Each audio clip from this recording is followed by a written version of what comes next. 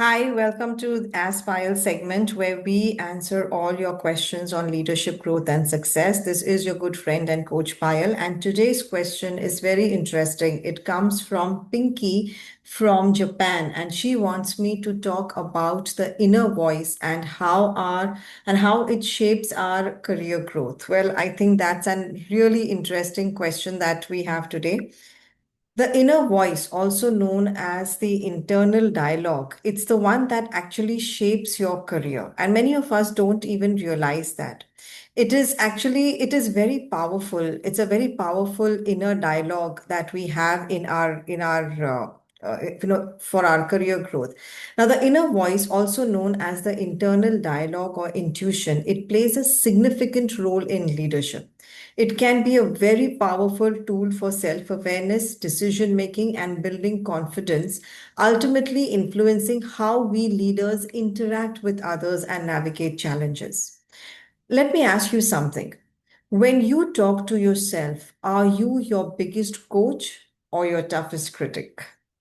Because here's the truth, my friend. The way you speak to yourself every single day can either accelerate your career or it can quietly hold you back.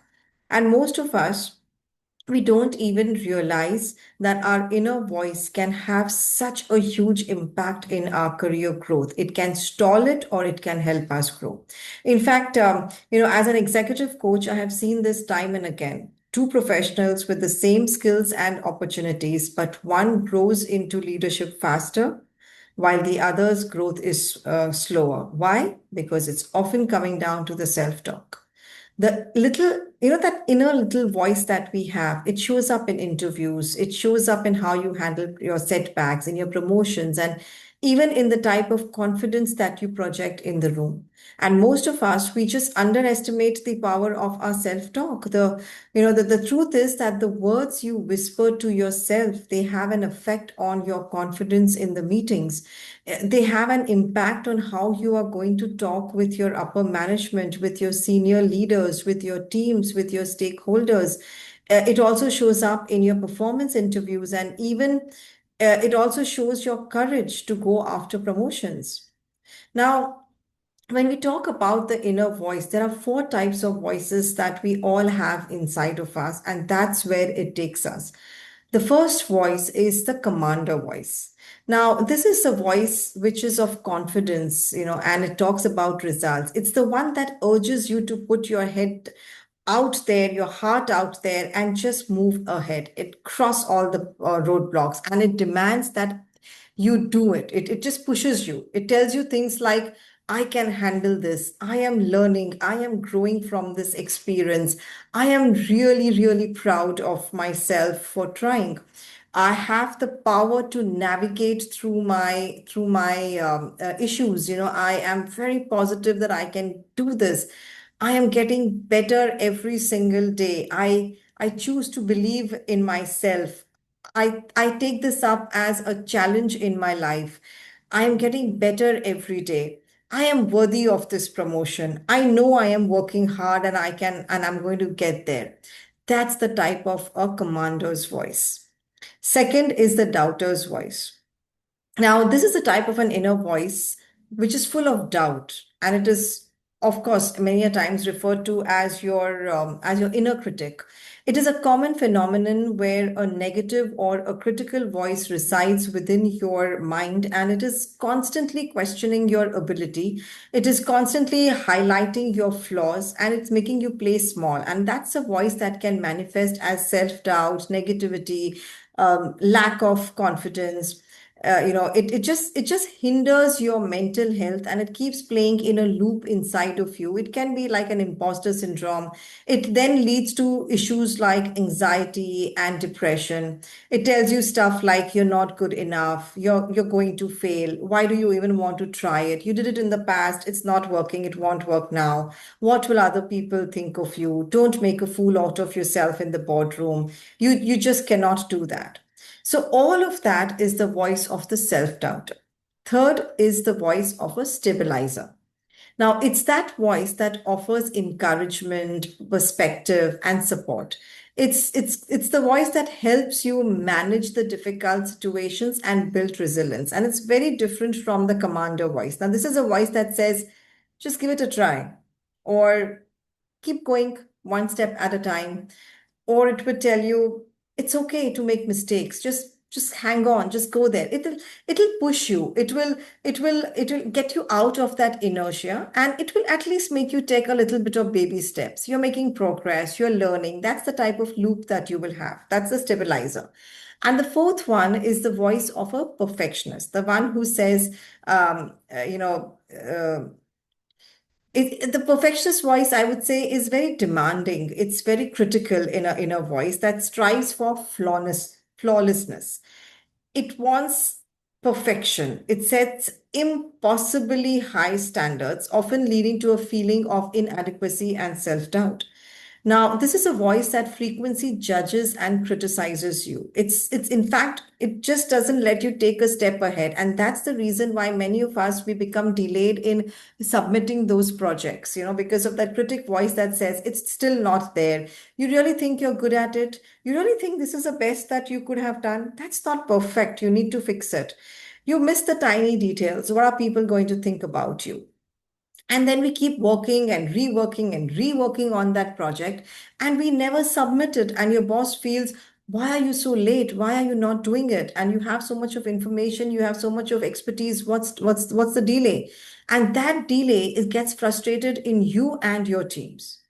Now, think about it. When I'm telling you all these voices, how many times have you had a brilliant idea, but you've held it back simply because you thought your management might not like it?